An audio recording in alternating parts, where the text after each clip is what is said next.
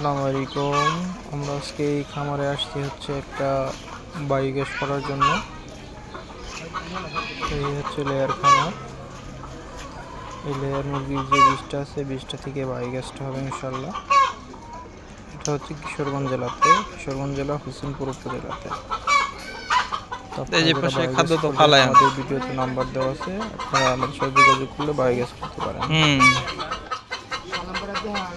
এটা হচ্ছে আমাদের সুলতান ভাই। অনেক আগে বায়োগ্যাস করছে, ওনার খামারে বায়োগ্যাস আছে। তো উনি মূলত একটি খামারিকে উদ্বুদ্ধ করছে বায়োগ্যাস করার জন্য। তো ভাই ইতিপূর্বেও আমাকে আরও কয়েকটা খামারকে উদ্বুদ্ধ করে আমাদের বায়োগ্যাস করা হয়েছে আর কি, মানে আমরা বায়োগ্যাস করছি আর কি। হচ্ছে সুলতান ভাই। আসসালামু আলাইকুম।